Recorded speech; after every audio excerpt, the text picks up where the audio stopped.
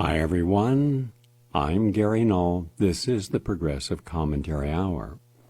Our theme for this hour, the coronavirus. Appropriate and inappropriate responses, fact from myth. We're going to try in the next 55 minutes to share how you can navigate this crisis on all levels, personal health, financial, and see the truth of what we're faced with, where our government is on point or inaccurate, the media is honest or not following the real stories. Joining me are two individuals, both online. One is Professor Ellen Brown. She's in Los Angeles. Ellen is an economist. She's also an attorney. And she's the founder of the Public Banking Institute, which is a nonprofit economic venture to develop viable, sustainable solutions to America's banking crisis by promoting people-owned state and community banks. She also has written a book, The Public Bank Solution, From Austerity to Prosperity, and her website is ellenbrown.com. She also does a program every Wednesday at 3 p.m. on the Progressive Radio Network called It's Our Money. Also joining us is scholar-in-residence Richard Gale, and Richard has been a producer of our series on Conversations with Remarkable Minds and co-authored hundreds of articles on important issues, from environmental issues such as 5G and GMOs, and also help with the documentaries, including Seas of Death, to our normal programming. I want to begin by taking a look at just some of the current stories that are populating the world news media. This is from Working Economics blog, Josh Bivens, and he says the coronavirus shock will likely claim 3 million jobs by summer. Policies needed now to curb further losses. Quote, at this point, a coronavirus recession is inevitable, but the policy response can determine how deep it is, how long it lasts, and how rapidly the economy bounces back. That's one. Separately, this is from The Guardian. In Great Britain, we're scared. U.S. service workers see livelihoods vanish among the coronavirus. The global pandemic is dealing a devastating blow to workers who rely on tips and service fees to pay their bills. And, quote, as a banquet server at two ritzy Los Angeles hotels, she knows her business is feast or famine, depending upon the time of year. In summers, when conventions and conferences dry up, Stanford and her colleagues don't work very much at all, but they bring in huge hauls during awards and conference seasons, and it's then that they budget and save. Well, that's all going to change now. So what are we going to do about all the individuals who are going to be out of work and are out of work now? A separate story, and this is from the, in fact, I'm going to ask Richard Gale to deal with this in a little bit. Coronavirus news.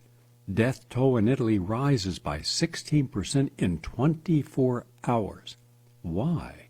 If they're in self-isolation or whole communities are quarantined and you're only allowed to go out to get medical treatment or to buy, and they are limiting people in supermarkets to 5 at a time, or in small stores, 1 person at a time. As a result, there are long queues or long lines. He will deal with that. Also, from the New York Times today, a headline, this is how the coronavirus will destroy the economy. This once-in-a-century pandemic is hitting a world economy saddled with record levels of debt. Quote, though the Federal Reserve moved over the weekend to slash rates and buy treasuries, markets around the world fell on Monday anyway. The coronavirus threatens to set off financial contagion in a world economy with very different vulnerabilities than on the eve of the global financial crisis 12 years ago. In key ways, the world is now as or more deeply in debt as it has been the last big crisis hit. But the largest and most risky pools of debt have shifted from households and banks in the United States, which were restrained by regulations after the crisis, to corporations all over the world.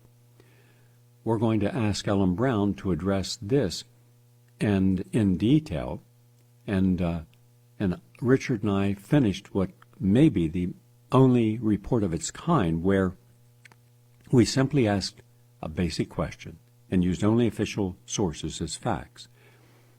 How much debt do we have?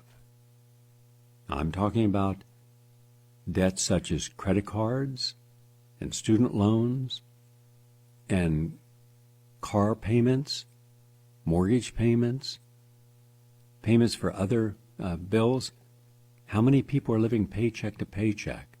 How many Americans only can come up with $500 at most if they needed it?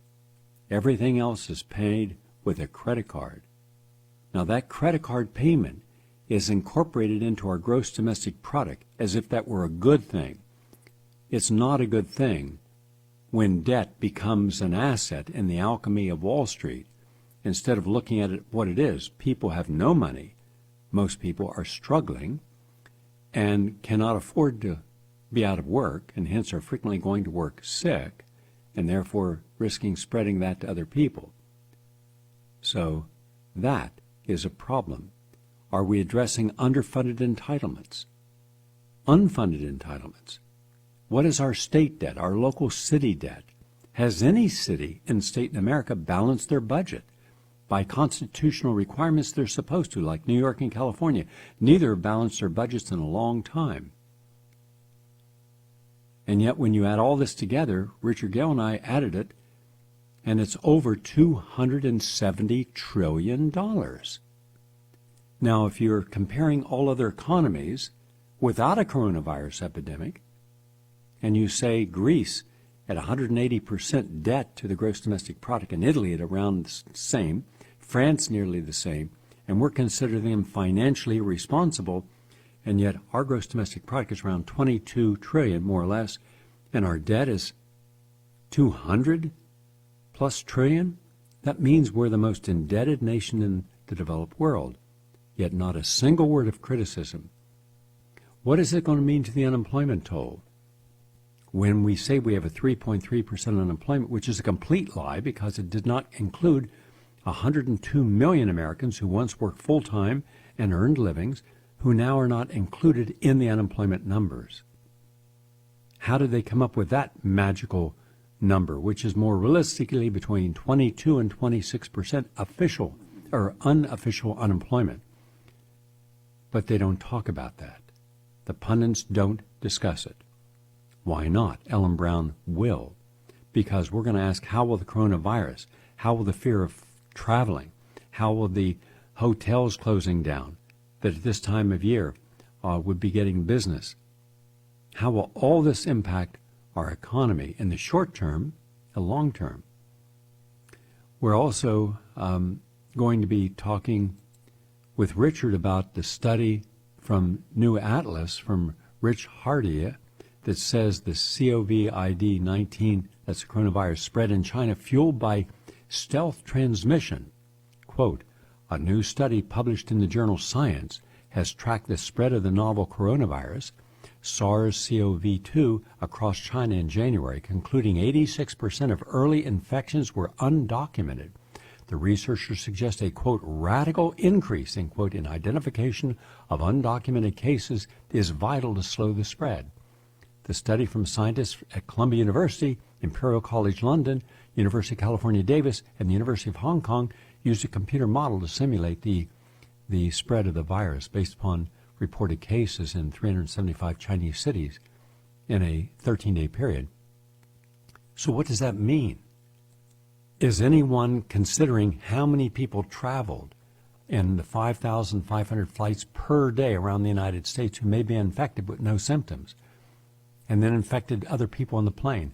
And what are those people going home with no symptoms but infecting people if they were school teachers, other teachers and students, athletes, and other athletes in their competition, and then people in the galleries, people, the spectators, in hockey games, soccer games, basketball games? How many of those have been infected who were asymptomatic when they were in those environments? The other day at 3 major stores, I saw no one protecting themselves, not with gloves, not with masks, not with ionizers, nothing.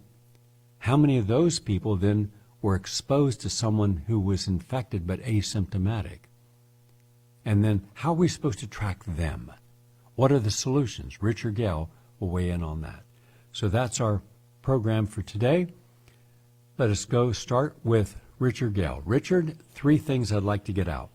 1, in other countries, they are considering how to build up the immune system with botanicals and natural nutrients that are inexpensive and easily to attain, especially in China, since they are the world's leading maker of many of these, of helping their citizens, and not a word of this in the American media or the scientific community or in the CDC, the FDA, the White House. Nobody's talking about how to help your immune system prevent becoming infected if you're exposed, or if you are exposed, how helping yourself, since they have no actual medicines proven with proper studies to benefit a person who has been infected. The form is yours. So China has now has been mobilizing to begin using vitamin C extensively through the hospitals for treating. This is treating the existing infections, and they've been having remarkable success with this. There was the city government of Shanghai, which is is the first or second largest city in China, is now actively using intravenous vitamin C. There was a trial. You can find the actual clinical details of this trial being conducted at Shangnan Hospital of Wuhan, where they're using 24,000 milligrams per day intravenously of vitamin C. And as I said, that can be found in the U.S. National Library of Medicine, that study. So this is one avenue they're doing. It's not to say it's the only thing they're doing. Yes, they are doing drug therapy as well, but they are also have a much more of an integrative approach. There has been evidence, and now these are population studies, so you have to kind of take them with a bit of a grain of salt, population studies, because they're not biological.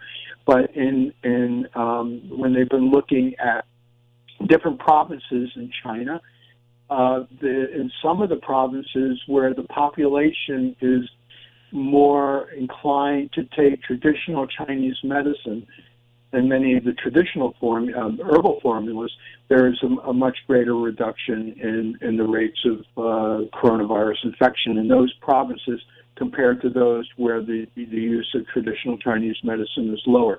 That's another interesting study.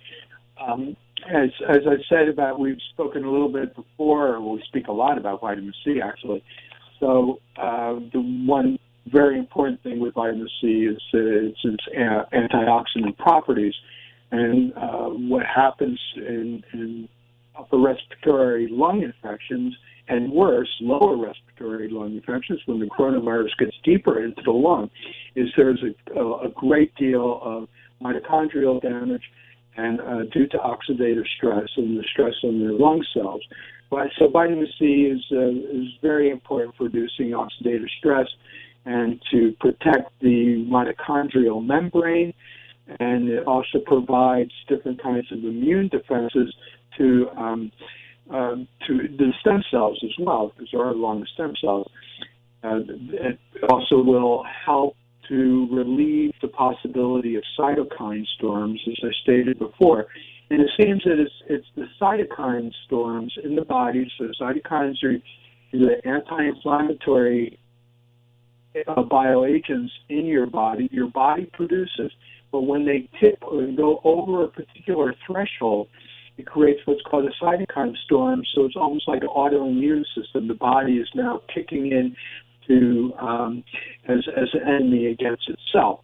So vitamin C, and of course we could recommend green tea extract, because it has EGCG, which is a very important cytokine suppressor. It's probably one of the best natural cytokine suppressors that I know of. I would also say that we'd like to speak about the nitric oxide as well, because this is something very new. There has been research done, and this goes back with the SARS outbreak in 2004, as well as the MERS outbreak, and they were investigating and looking at the use of nitric oxide in patients infected with the coronavirus. to reverse pulmonary hypertension and to reduce. It would also, as well, to reduce the need for artificial ventilation and ventilation machines. And so there were studies that were done in Sweden, which were quite amazing, where they found that the nitric oxide reduced the SARS coronavirus replication rate. And then just earlier this month, Shijing Hospital in China, along with Massachusetts General Hospital, just started a clinical trial. It's a randomized clinical trial to use nitric oxide to prevent the progression of the COVID-19 virus. So I know Gary could speak a little bit more on how to boost and increase your nitric oxide in your body. Eat plenty of beets for certain, certainly one of them. But if you are deficient in vitamin C, it will reduce your body's production of nitric oxide. So again, this is another very important reason for supplementing yourself with sufficient amounts of vitamin C. Would you like me to go into other compounds? But before you, yes, I do. And let me just answer the first question. Two things that everyone can do to increase their nitric oxide is you can drink beet juice or eat beets. You can eat pomegranates. If they're not in season, and right now they're not, you can buy them organic frozen, and you can buy a large package, 3-pound package. It's not expensive. And that way you can have yourself what would be a cup, full cup, that's a serving, each day. Or you can go to one of the commercial brands of pomegranate concentrate, where you're going to get far more nitric oxide because they're taking, let's say, a pound of pomegranates and they're the seeds, and they're crushing them, and as the juice comes out, they wick off the water about anywhere from about 30 to 40%, and so you're given a lot more. That's what I would recommend. Now, those two things alone, just those two things, will increase your nitric oxide and therefore help you. And the studies show that this is very beneficial. Forget all the other good things that, like resveratrol and other things you can get. I'm just talking about nitric oxide. Now, Richard, one thing that no one is addressing, and at the end of your current discussion, I'd like for you to address it, is that we have a little over 900,000 hospital beds in America. Currently, most of those, with the exception of about 300,000, are taken by the normal critical care or chronic care patients. And when you're looking at the latest figures of how serious could this become, how many people could become infected in the United States, and how many people would need hospital care and critical care, the number is staggering. I mean, it's in fact, there's an article in a current research paper I just saw today, University of Texas. It says it's not just people with symptoms who can spread the coronavirus. Quote, the time between cases in a chain of transmission of the COVID-19, which is the virus, is less than a week, new research shows. Quote, more than 10% of patients become infected from somebody who has the virus but does not yet have symptoms, the study has shown. And this was published in the current Emergency Infectious Disease Journal. Now, mind you, imagine when I went to yesterday to get a semi-annual skin checkup, just examining my skin to make sure on my back and neck and head there's no precancerous lesions. I think any responsible person over the age of 40 who's been in the sun a lot should do that. And not a single person in the doctor's office, no physician, of which there were 7, no nurses, of which I believe there are 12 or 14, none of the other receptionists, no one in that office had any protection or gloves, were shaking hands, yes, no surfaces were cleaned. The pen that you sign in with had been used by everyone for who knows how long. And when I brought this to the attention of the physician, and he knows my scientific background in public health with a PhD in human nutrition and public health science and a research fellow at the Institute, and I said at the very least, all of these people who are coming in face-to-face contact up close to do these simple procedures No one's wearing masks. No one's protected. You put yourself at risk. And he's, well, we haven't seen anyone who's sick. And this is what this article is saying. But, quote, the time between cases in a chain of transmission of the coronavirus is less than a week. So healthy today, and then, but still infected, no symptoms, no temperature.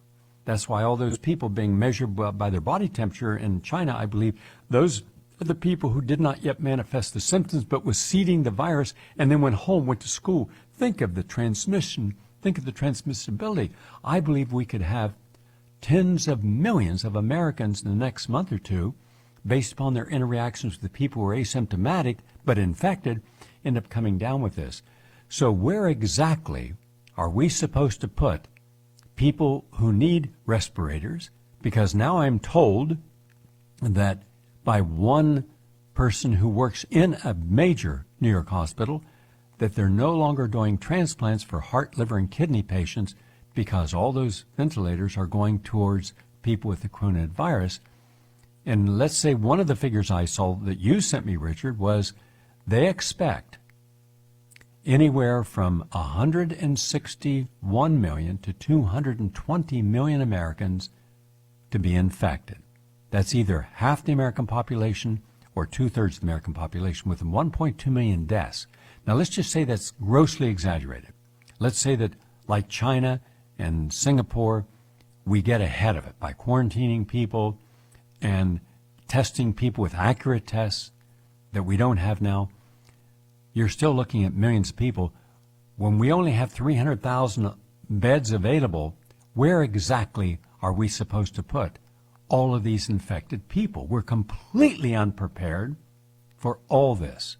Your thoughts, please. And please continue going on with some of the other ideas of how to build up the body's immune system to help protect you, and if you are infected, as part of your armamentarium for helping to get well. Well, I think our health officials are going to have quite a task on their hands because they're going to have to become very creative and innovative. You just can't produce these the ventilator machines and of that of the quality necessary in hospitals just overnight. So there will have to be, I don't know what to really say, Gary, in terms of what a solution would be. There would have to be something around to people being receiving some kind of care at home as well. Of course, the big danger of being in a hospital is that there are so many other infectious diseases that are spread around in hospitals. There's some infectious diseases like Pseudomonas, which are almost only get in hospital settings. Pneumonia is much more rife. So there is something to be said about whatever we could try to do in terms of home care as well. That would seem to me to be one solution, because clearly we're not prepared for this, and there's many independent medical voices in the professional medical community who've been stating that we're just completely unprepared. This is just showing all the cracks in our healthcare system today, and everything we've been trying, our health officials from the past 3-4 administrations have just been covering up, and it's just all coming home to roost in that respect. Just to go back, I guess one thing that's very important, we stated this during the webinar, but one of the worst things you could really do is to get, at least based on what the science looks like, is to get a flu shot, to get an influenza shot. And the CDC is recommending this. Doctors are going to be recommending. It's the idea that you're just protecting yourself from one possible co-infection. However, what we're discovering is there's what's called viral interference, meaning that means that when you receive a vaccine and there's a virus there, although perhaps it will provide the immunity you need to protect you from that virus, it weakens other parts of your immune system, whereby you become much more susceptible for infection from other viruses. And the two studies that really came out regarding that one was done at by the Armed Forces Health Surveillance Branch at the Wright-Patterson Air Force Base. And the researchers there discovered that they were doing it with the military personnel who were required to get flu shot. But what they discovered were those who were receiving the flu shot, that they were made them more susceptible to other non-influenza respiratory viral infections. And in that group of infections that the soldiers were more susceptible to, one was the coronavirus. One that they identified was the coronavirus. But I think the other more important study was the one that came out of the University of Hong Kong some years back in 2012 or so. And that was a double-blind, randomized, controlled study where they followed two groups of participants, one that received the flu vaccine, and then another group that just received a real placebo, just a saline or sugar placebo, and they followed them for nine months. And what they discovered, there was no really statistical difference in the influenza infections between the vaccinated group and the placebo group. But more important was that there was almost 100% increase in other respiratory infections that the recipients of the flu vaccine received. So that's just something to be aware of, that somehow through viral interference with the vaccine, that it's making us, it's weakening other parts of our immune system or making us more susceptible to the coronavirus. And that Hong Kong study also, they found that the coronavirus was one of those that the recipients of the flu vaccine came down with. Just looking at some of the other botanicals that people can do, I've been taking astragalus daily. There's a lot of research that's been done on astragalus. Jinlin Academy of Agricultural Sciences in China conducted a big study. It was published in Microbiological Pathways, and that study concluded that it exhibited antiviral properties that could treat infectious bronchitis caused by avian coronavirus. There are different, there's the other kind of animal coronaviruses, but that's all they were looking at for that particular study.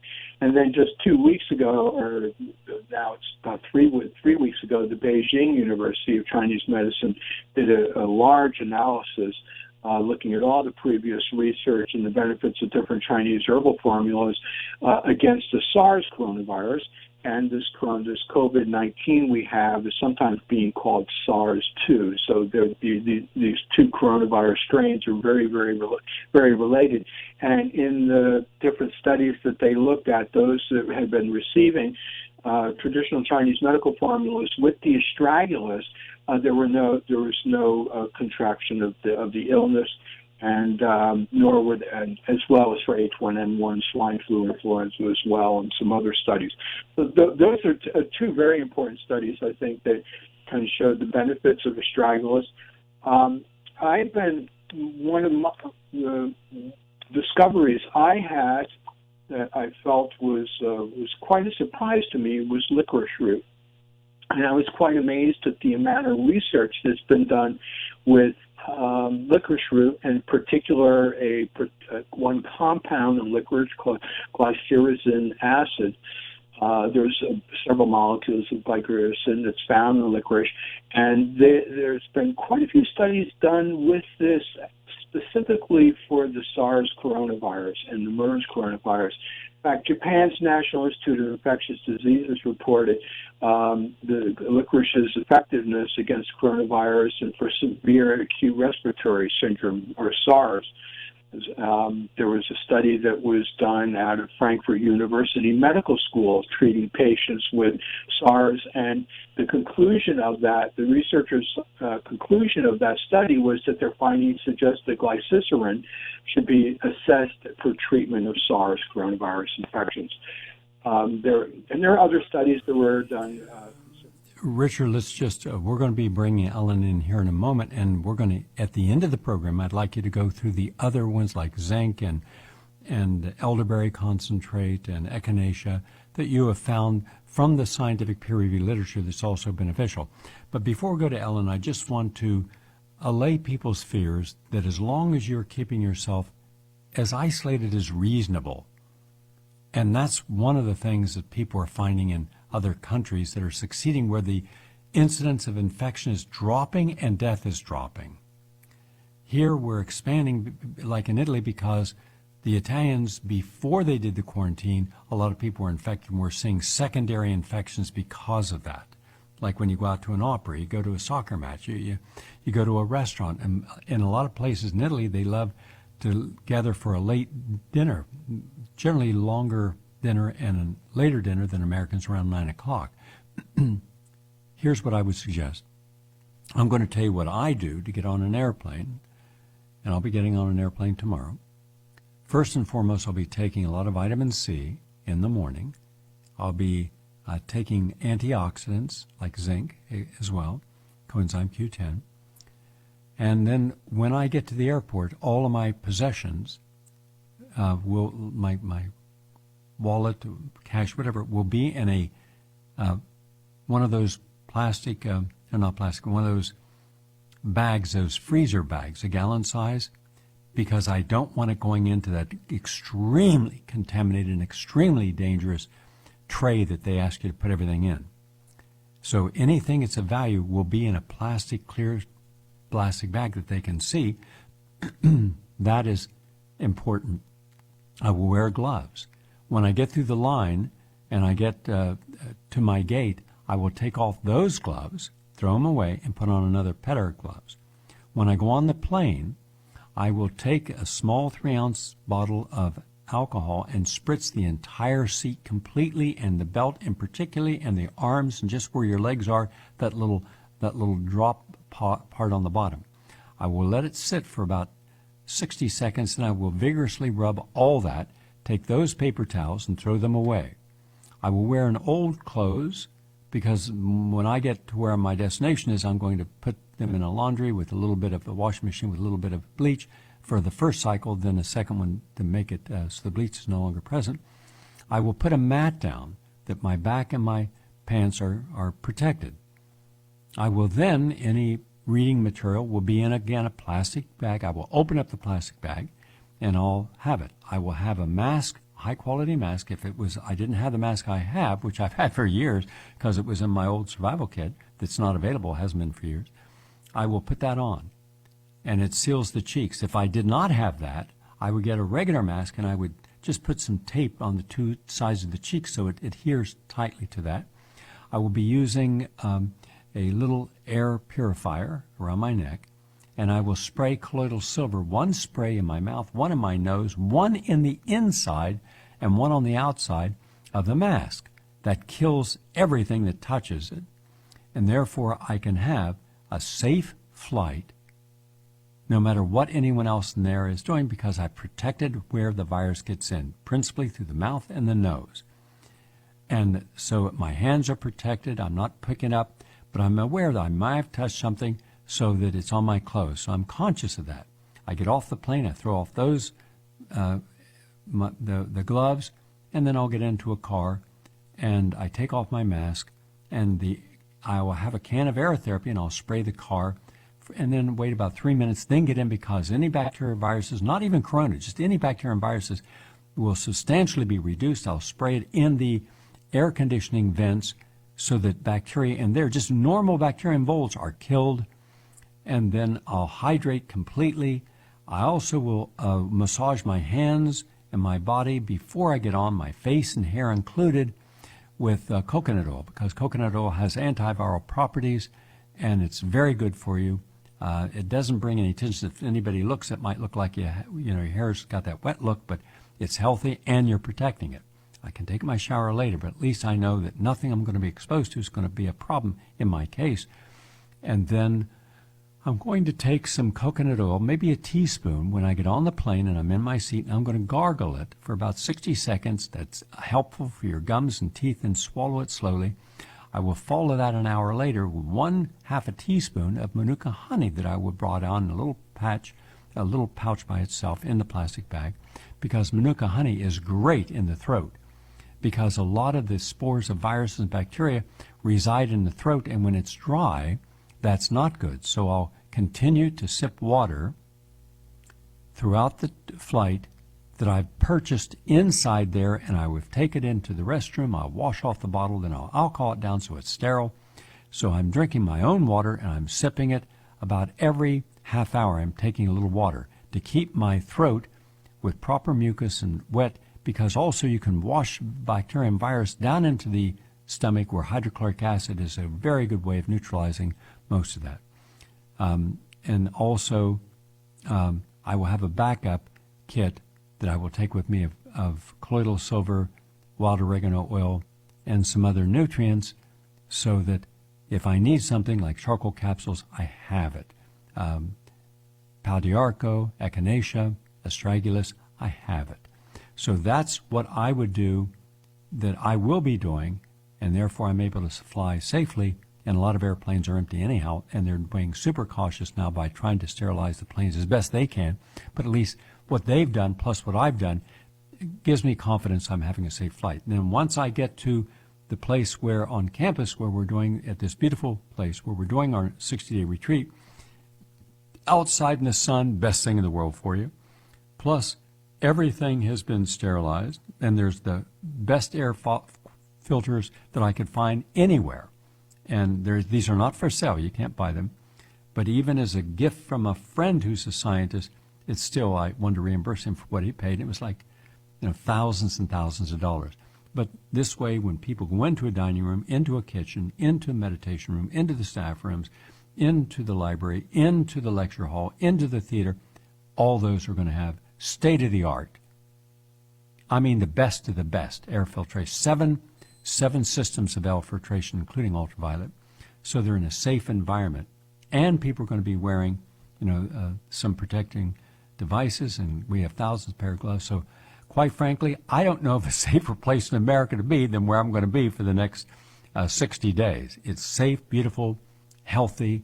All the food's been purchased, plus we're growing food, and we're not allowing any strangers on. And so if there's one place to be safe, and where it's beautiful and de-stressed, it's where we're going to be. Now, Ellen, nice to have you with us today. Ellen, there is an article that came out on Thursday, I believe, where the Federal Reserve is laying out $1.5 trillion to the banking community, yet people don't understand how this is supposed to help everybody else in the world, small businesses and citizens. When I look at it, I see it helps the banking community. And earlier I read your report saying how we've learned something from the banking crisis, the Great Recession. I believe that not only did we not learn anything, we're in a worse position as far as the amount of debt and amount of toxic substances like derivatives and credit default swaps and naked shorts, all the other financial instruments that do nothing to put people to work, nothing to create a sustainable future. It's pure unmitigated casino capitalism and greed, and the Federal Reserve is the kingmaker of that. Take us now on that journey, please. Okay. So you're right. Last Thursday, the Federal Reserve said that, the stock market had been crashing before that, and so the Fed came out with a statement that they were adding $1.5 trillion in credit to the repo market. So the repo market is like a pawn shop where it's where banks now go to borrow. They used to borrow in the Fed funds market, but after 2008, they were afraid to lend to each other because they didn't trust each other. So the Fed funds market is unsecured. It's where banks lend to each other unsecured. So the repo market is theoretically secured. It's like a pawn shop. You put up your security, whatever it is, usually a treasury, a short-term government debt treasury. So you put that up overnight. So it's called a sale and repurchase. That's what repo stands for. But it's really a secured loan. So because the deal is you're going to buy it back the next day. So you sell it one day, and then you buy it back the next day. And then, of course, there's a little interest on the loan, and then banks roll that over and over and over, so they actually make a long-term loan out of it. So the idea was to create more liquidity for the banks so they could lend more. But in fact, it didn't do anything for the stock market, as you point out. I mean, obviously it did nothing for the real economy, but it crashed the stock market. It went down 8% after the Fed made this announcement. And the problem, apparently, that even the banks themselves did not use this new facility. It was just an offer of $1.5 trillion. Like, we'll go as high as $1.5 trillion in loans, and they were making them up to 3-month loans in the repo market. And the reason that the banks didn't borrow, first of all, they don't need liquidity. What they need is they don't have the collateral, which are the bonds, the treasuries that you put up for the loan. And there's a shortage of that, and that is the fault of the Fed because they bought up all that collateral when they did quantitative easing. So now there's a shortage of treasuries. I mean, the whole system is totally, you can see it's just all credit upon credit. It's all fluff, and we should redesign the whole system. But given that this is what the system that we currently have, the banks were not biting because they didn't have the treasuries. So the only place you can get more treasuries is from the government. Only the Treasury can issue treasuries, which is government debt. But of course, we're already $23 trillion in debt. I mean, the government itself, not counting all the private debt.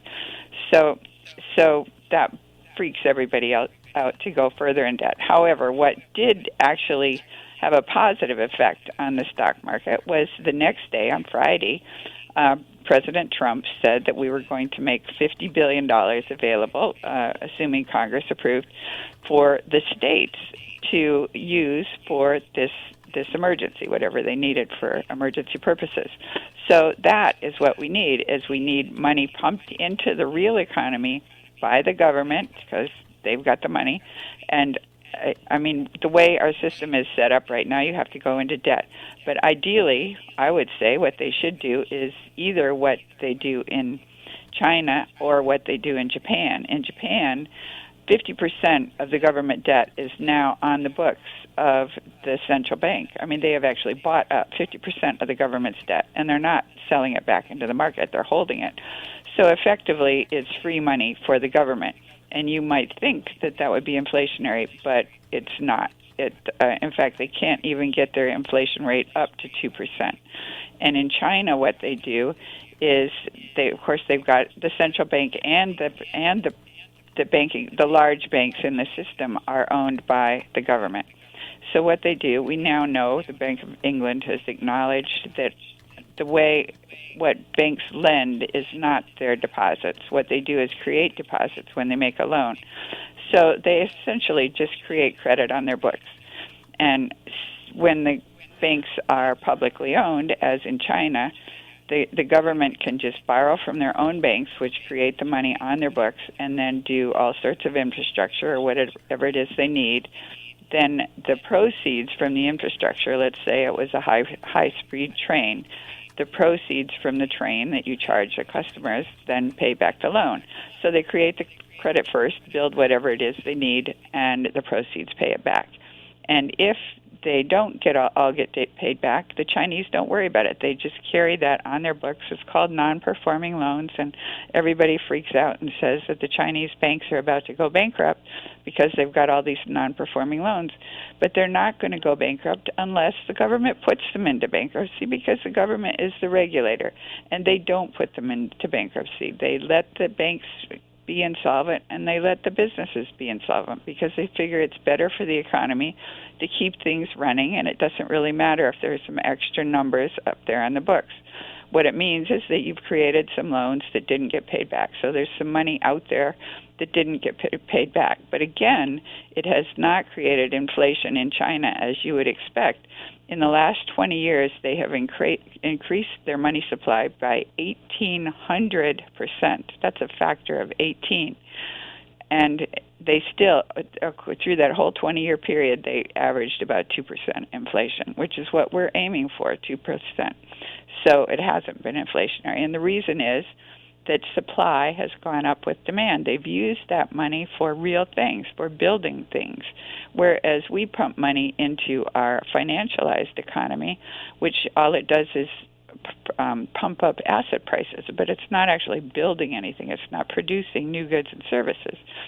So it inflates the price of housing. The housing is already there, and you're just competing for the same house and driving the price up. Or for stocks, it drives the price of stocks up, but it is not actually creating things in the real economy. So we need to redirect our credit, and we could do that by copying what they do in China and Japan and other countries, Korea, et cetera, by making our system a public utility that's actually designed to serve the public and use it to create all those things that we need. And we, too, could, be building stuff that actually serve the people. Right now, what they need is, you've got all these people out of work. It's in times of crisis when the government, the president, and Congress have emergency powers, so they can do things that they haven't done before. But the only things you see them actually doing are things that are more in the direction of more control. That limiting what we can do as opposed to actually serving the people. But what they could do is, for example, Tulsi Gabbard has a bill on now for a universal basic income for $1,000 a month for every American for the period of the crisis, at least. I think we should have a universal basic income all the time, because we do have a problem of, outsourcing of labor and the fact that AI is taking over the labor market. So we need to put more money into the pockets of the people if we want to have a consumer economy. And again, that is not going to drive up prices, because first of all, the consumers are collectively, 80% of the population is in debt, and they're actually, even with the money that they borrow, they still don't have enough money to pay off their debts. So if you did a UBI, a universal basic income, call it a national dividend, which is a much nicer term, say everybody got a national dividend, just like rich people now get dividends from their stocks, which they don't work for. It just comes to them naturally, and that doesn't make them lazy. Like everybody says, well, if you give them a UBI, they'll be lazy. No. What it does is give you a little freedom to actually do something significant, something important with your life, instead of just spending the time working for the man and, doing the laundry in the evening, and all you have the energy left for is to turn on the TV and crack open a beer or something. Anyway, so if you gave everybody $1,000 a month, most of those people wouldn't be rushing out and buying new trinkets that they didn't need. These people are desperate. They need some savings. 40% of the population can't come up with $500, I think it was, in an emergency. So those people will take that money and save it, or they will pay down their debt. They will pay off their credit card debt instead of carrying those 21% interest that they're carrying now. So when they pay down debt, what they actually do is eliminate money. Money is created as a loan. It's extinguished when the loan is paid off. So that money will just disappear. It'll just go off the books, but it'll free people up. Instead of having to focus on paying off their student debt or whatever their other debts are, they can focus on actually maybe refurnishing the house, or all those things that ordinary people used to be able to do. They used to have the money to do. So we can get the economy going again. If you've got demand, we've got the workers, we can do the supply part. And that's how you get the economy to go. You've first got to get some money into the pockets of the people, or they're not going to spend, and therefore you're not going to have an economy. We have mostly a consumer economy right now. But anyway, continuing on with the Fed. So on Sunday, the Fed then dropped interest rates to nearly zero for the banks. Of course, you didn't see your credit card interest rate drop.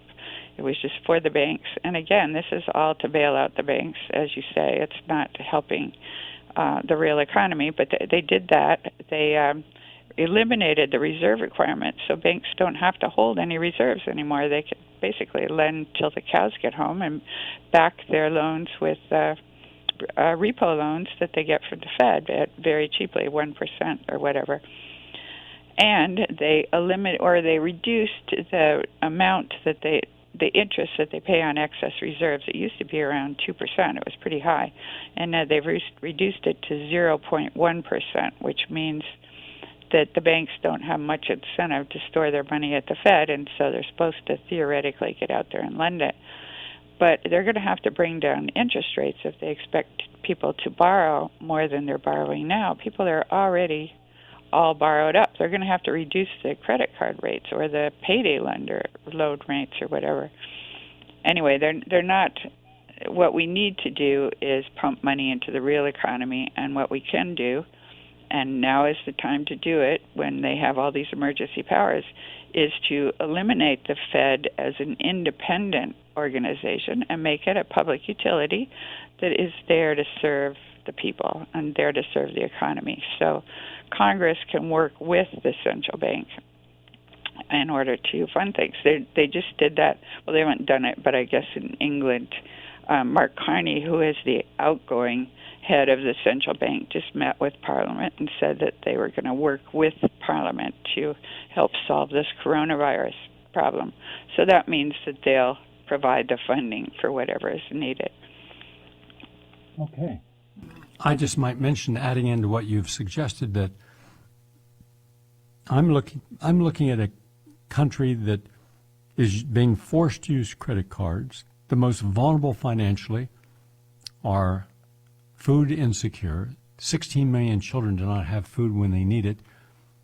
People cannot afford things, and yet they're still having to go into debt to buy it. And I don't see any of the legislators, with the exception of a handful led by Tulsi Gabbard, who is saying, let's stop this. We should forgive student debt. We should have universal health care. And Richard Gale and I have written an article how we could afford it and actually save money. We should close down the Federal Reserve. We should allow the Treasury only by constitutional mandate, which it has, to print money and distribute it at no interest.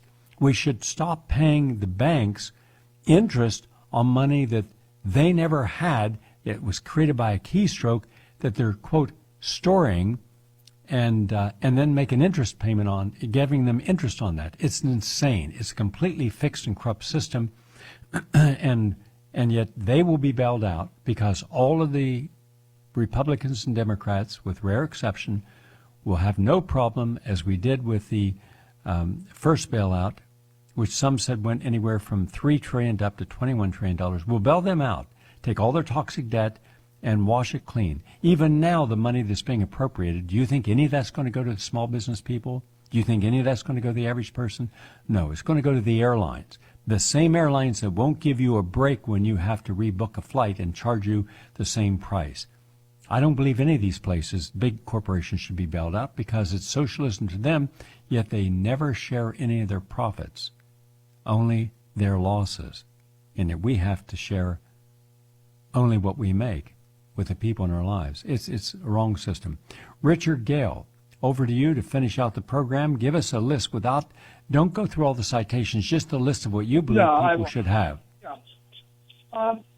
I'd like to just very quickly, because we're entering into warmer weather right now, and yet because of quarantining and people social distancing, we're going to be spending more time indoors. So it's essential to be supplementing yourself with vitamin D. Vitamin D is very, very important. It's been shown repeatedly that the people who are not vitamin D deficient are more resilient from getting any kind of infectious disease, including the respiratory diseases. The other ones I would be suggesting would be the elderberry, and to be certain that if you're going to purchase elderberry, be certain that it's Sambucus nigra, Nigra. That there are quite a few strains of elderberry, but that's the one where there's been the most research done, and there have been studies to show that it will reduce that cytokine activity I was speaking about earlier, and there has been a little bit of work done on the coronavirus with elderberry. Echinacea, I'm not as big of a fan of echinacea as Gary is, because I don't feel sometimes some of the studies, but it's been shown, especially for as a preventive before upper respiratory infection. If you have that infection and if it's gone lower into your lungs, echinacea has not been shown to be particularly helpful. Olive leaf extract is a very important molecule. This oleoproline, which is found in olives, and that has also been done. There's been research done on that to show, especially for respiratory infections due to viruses. University of Auckland, New Zealand, has done some work against the coronavirus as well with that. Oregano oil. Oregano oil is very good especially for spraying in your mouth and for the getting rid of viruses and bacteria in the throat. We should remember that most of the pneumonia infections are not viral; those are bacterial. So oregano is very good against gram-positive bacteria that are associated with pneumonias. The only other botanical supplement I would suggest is, if you can find it, is called Buplerium plant. It is available online. There has been research done with this. It's a very potent anti-coronavirus activity, it shows. University College Dublin, Sichuan Agriculture University, they've been looking at this with as one of their recommended herbals concerning the SARS coronavirus. And then in addition to the vitamin C, the vitamin D, the other important thing is for the antioxidants, vitamin C being one, but the other one, you could take resveratrol, but another one which is specifically associated with the lungs is N-acetylcysteine, Cysteine, and that's specifically related to these cytokines related to the oxidative stress that are associated with influenza, coronavirus, and many of these other respiratory viruses, echovirus, adenovirus. It's a very, very important antioxidant that could be taken. And the N-acetylcholine has been looked at by Italian study scientists and at Goethe University in Germany, specifically against the coronavirus. So those are the other ones I would mention. Okay, good. Thank you. Thank you, Ellen Brown. Thank you, Richard Gale. I'm Gary Null. This has just been a continuation of discussions on the coronavirus. We still do not have a good test.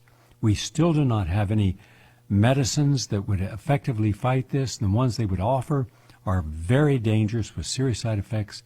And if they're willing to experiment on the American public with so many people suffering from chronic illness, with anti-HIV drugs and others, and if they're willing to experiment on vaccines without any double-blind placebo-controlled studies and take it right into people's lives and not look at all these other options, then I would be concerned.